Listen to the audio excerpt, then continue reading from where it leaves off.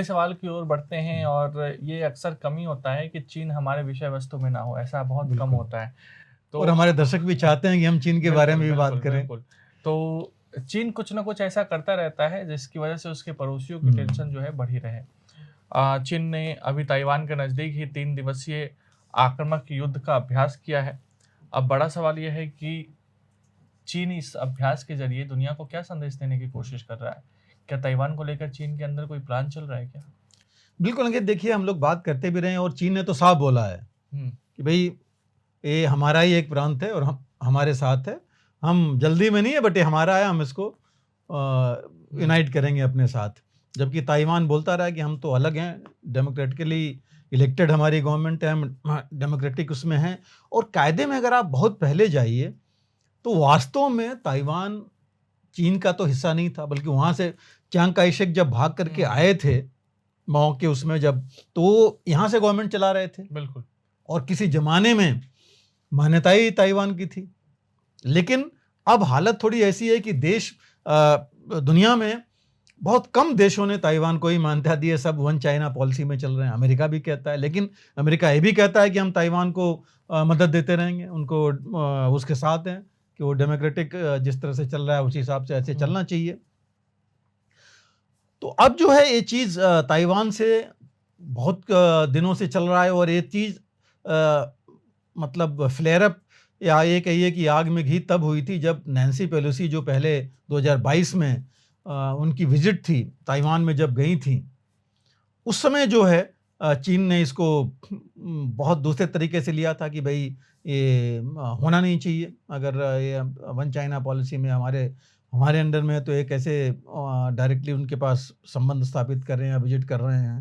तो ये जो है मुद्दा चल रहा है और इसके ऊपर बहुत मतभेद हैं दोनों में, चीन और अमेरिका में। इनफैक्ट पिछले साल जब दिसंबर में गए थे शी जिनपिंग अमेरिका में और वहाँ जो बाइडेन से मिले थे, वहाँ भी उन्होंने बोला था कि ताइवान के मामले में जो है इसमें टांग नहीं अड़ाना चाहिए, अमेरिका ने बीच में नहीं आना चाहिए। तो ये चीज़ चली रही है। और अभी देखिए पहले भी इसने 2022 में भी एक्सरसाइज की थी वहाँ पर चीन ने, लेकिन अभी और बीच में वो जो लक्ष्मण रेखा कहिए दोनों के बीच में, उसको भी पार करता रहा है एक्सरसाइजेज में। और अपने नॉर्मल जो एयरक्राफ्ट उसके फाइटर एयरक्राफ्ट अगर जाते थे रेकी में तो वो भी वो करता रहा है। अभी जो है ताइवान के जो नए जो चुनाव हुआ है उसमें उसके डेमोक्रेटिक पार्टी के जो इलेक्टेड राष्ट्रपति हैं, प्रेसिडेंट हैं, उन्होंने एक हफ्ते पहले ही अपना कार्यभार संभाला है वहाँ पर।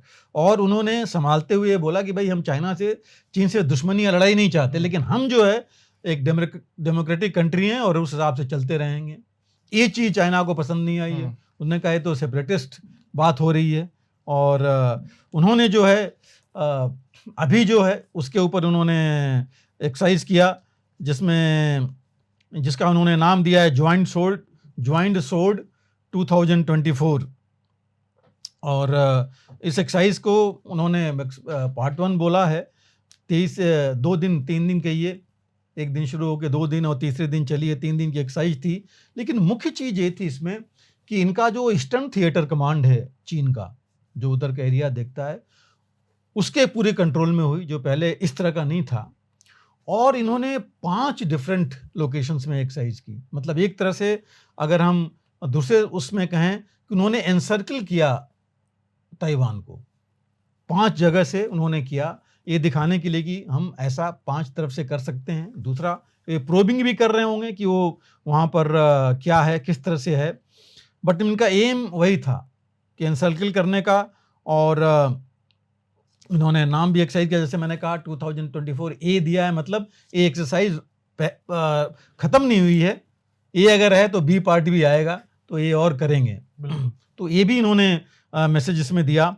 और दूसरा मैसेज जो इन्होंने ये देना चाहते हैं उसमें बड़ा इन्होंने साफ ये बोला भी था कि वो जो है अपने दिखाना चाहते हैं कि हमारा पावर कहाँ तक है। हालांकि इन्होंने देखिए अगस्त 2022 में भी एक एक्सरसाइज की थी उधर, और अप्रैल 2023 में भी एक एक्सरसाइज की वहाँ पर की थी उन्होंने मैंने जैसे बताया अगस्त 2022 वाली तो नैन्सी पेलोसी की विजिट के बाद हुई थी, लेकिन अप्रैल 2023 में भी इन्होंने एक एक्सरसाइज की थी। और अभी जो की है इन्होंने फोकस जो डाला हुआ है, जैसे हमने कहा, एक तो एनसर्कल करने का, घेराबंदी करने का, किधर से अब उन्होंने थ्रस्ट एरिया देखा है कि कहाँ से खुद जा सकते हैं, कहाँ से इनको थ्रेट मिल सकती है, ताइवान से या अमेरिका से कैसे हो सकती है। इन्होंने फोकस जो किया हुआ है वो ज्वाइंट सी और एयर कॉम्बैट ड्रिल्स, पहले अलग अलग करते थे, अब इन्होंने ज्वाइंट किया है। और थिएटर कमांड है तो उसके अंडर में चीज़ें हुई हैं कि समुद्र में मतलब जो इनका है या जहाज जो इनके हैं उससे, और एयरफोर्स कैसे ज्वाइंट ड्रिल्स कर सकती है, प्रिसीजन स्ट्राइक्स कैसे कर सकते हैं। इन्होंने टारगेट्स भी आइडेंटिफाई किए होंगे कि टारगेट्स कौन से होंगे। इंटीग्रेटेड ग्रुप्स इन्होंने बनाए इस बार, जो कि अंदर और बाहर दोनों तरफ से वहाँ ताइवान में अटैक कर सकें। तो ये जो इन्होंने इसमें J-12, J-20, J-16 ये सारे फाइटर्स इस्तेमाल किए, जो बहुत मॉडर्न फाइटर्स इनके हैं, और टाइप 052 और टाइप 071, एक तो डिस्ट्रॉयर और एक एम्फीबियस डेक्स, इनको भी इस्तेमाल किया इसके लिए उन्होंने। और इनके डोंगफेंग बैलिस्टिक मिसाइल्स, उनको भी प्रैक्टिस की, फायर नहीं मतलब प्रैक्टिस पूरी की। तो कहने का मतलब कि ये पहली बार इन्होंने इतनी सारी चीज़ें एक साथ लेकर के अपने थिएटर कमांड के अंडर में इन्होंने प्रैक्टिस की है। और इन्होंने एयरक्राफ्ट वगैरह सब कुछ किया, सारी ड्रिल्स की, फायर नहीं किया बट ड्रिल्स पूरी की। कहने का मतलब कि वो उन्होंने सिर्फ गोले गिराने से छोड़ करके बाकी सारी चीजें कर ली, मतलब सारी चीजें कर ली, बस गिराए नहीं। बस वही एक चीज थी जो नहीं हुई। तो ये जो है ज्वाइंट, जैसे मैंने कहा, ज्वाइंट वारफेयर किया क्योंकि उनका थिएटर कमांड है। और उन्होंने इसमें एक चीज नहीं की, एयरक्राफ्ट कैरियर नहीं ले आए, क्योंकि मुझे ख्याल से जरूरत भी नहीं थी। 140-50 किलोमीटर का तो बीच का एरिया ही है जहाँ से आ सकते थे। अब इन्होंने साफ बोला हुआ है कि भाई ये तो हमारा है और इसको हमारा पार्ट है, हम जैसे भी ये लेंगे इसको। लेकिन एक चीज और है, ताइवान का रिस्पांस भी देखिए। इसमें ताइवान ने साफ किया है कि भाई हम हर तरह से अपने आप को डिफेंड करेंगे, हमारा हर एक जो सिटीजन है वो तैयार है इसके लिए डिफेंड करने के लिए। इन्होंने भी इस समय अपने एयर और ग्राउंड जो फोर्सेस थे उनको अलर्ट पर रखा हुआ था। इन्होंने अपने इनके जो HF-3 सुपरसोनिक मिसाइल है उसको भी रेडी कर रखी थी। इनके पास एंटी एयरक्राफ्ट जो HF-3 anti ship hypersonic missile है उसको भी इन्होंने रेडी कर रखी थी। और अपने एयर डिफेंसेज, बिकॉज वो बहुत ज़रूरी हैं जो ताइवान में हैं, एयर डिफेंसेज से इन्होंने देख लिया कि रूस में भी कितनी ज़रूरत है एयर डिफेंस सिस्टम्स की, तो उसको जो इन्होंने अपना कर रखा था तैयार। तो रिस्पांस के लिए तो तैयार थे, लेकिन देखिए फिर भी फ़र्क तो बहुत है दोनों में। बिल्कुल, वो भी चीज़ हमें देखनी पड़ेगी। आप ताइवान भी समझ रहा होगा ना कि अमेरिका के कंधों पर यूक्रेन बिल्कुल। लेकिन देखिए सवाल ये है कि ताइवान और अमेरिका के बीच में ऐसी कोई संधि नहीं बनी है जैसे बाकी जगह है कि हम अगर कुछ हुआ तो हम डायरेक्ट मिलिट्री सपोर्ट देंगे। खाली है कि हम इनको हर तरह से सपोर्ट करेंगे। मिलिट्री वर्ड या वो नहीं है सुरक्षा वाला, लेकिन लिया ये जा रहा है कि ये मतलब इसका यही है जो भी इनका एग्रीमेंट है। अब कंपेयर अगर करें तो देखिए ताइवान तो कुछ नहीं है चीन की पूरी फोर्स के सामने, लेकिन चीन को भी डर है कि अगर हम उधर फ्रंट खोलेंगे तो कहीं एक और फ्रंट मत खुल जाए, 2 फ्रंट और मत खुल जाए। एक ऑफ कोर्स भारत का फ्रंट, एक कहीं और अगर अमेरिका शुरू कर दे तो वो भी, उनको भी डर है। लेकिन एयरफोर्स काफ़ी है, नेवी बहुत ज़्यादा है इनके।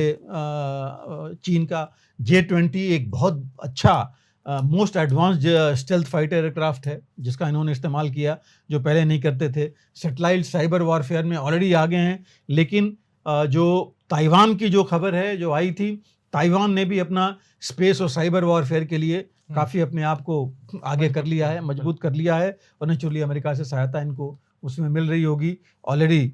लेकिन ये भी एक चीज़ नोट करने लायक है कि अमेरिका की कोई ट्रुप्स वहाँ डिप्लॉयड नहीं है, हेल्प के रूप में लोग गए हुए हैं। तो अब वो हेल्प कौन हो सकते हैं वो तो अलग हो है, लेकिन ये भी चीज़ है कि वहाँ इनका कोई प्रॉपर ब्रिगेड या कोई बेस नहीं है अमेरिका का। लेकिन अगल बगल में देखिए, जापान से लेकर के 8th फ्लीट वहीं है, जापान में बेस है, फिलीपींस में, तो उस तरह से तो नजदीक है, अमेरिका नजदीक है और चीन ये भी जानता है। तो इसलिए उसने भी इस बार शो ऑफ स्ट्रेंथ करने की कोशिश की, बताने की कोशिश की। तो ये जो है थोड़ी सी इस बार एक्सरसाइज मुझे लग रहा है कि थोड़ी ज्यादा प्रोवोकेटिव जरूर थी। इन्होंने ड्रिल्स बिल्कुल प्रोवोक करने के लिए और थ्रेटन करने के लिए, मैं ये कहूंगा थ्रेटन करने के लिए प्लस ड्रिल्स और ये फोर्स दिखा करके उन्होंने अभी तक ये नहीं बोला कि ये क्या करेंगे, क्या करना चाहते हैं, किस तरीके से कब्जा करना चाहते हैं। तो थ्रेट भी किया और एक फियर ऑफ अनसर्टेनिटी डाल दी कि करेगा क्या, किस तरह ये होगा। तो एक वो भी चीज इन्होंने एंगल इस बार उनको डाल दी है। और लेकिन अगर उन्होंने एक एक्शन लेना होगा तो देखिए एक टास्क फोर्स तो उनको बनानी पड़ेगी। ऐसा नहीं होगा कि जैसे इन्होंने इंसल्ट करके छोड़ दिया। हालांकि देखिए एक्सरसाइज खत्म करने के बाद भी वो रुके रहे, मूव नहीं किए तुरंत वहां से इनकी जो फ्लीट्स थी। लेकिन इनकी जो टास्क फोर्स बनानी पड़ेगी, चाहे एम्फीबियस है वो भी करनी पड़ेगी, क्योंकि जो ताइवान स्टेट है वो सबसे कम चौड़ाई 128 किलोमीटर है, तो वो भी कम नहीं होता।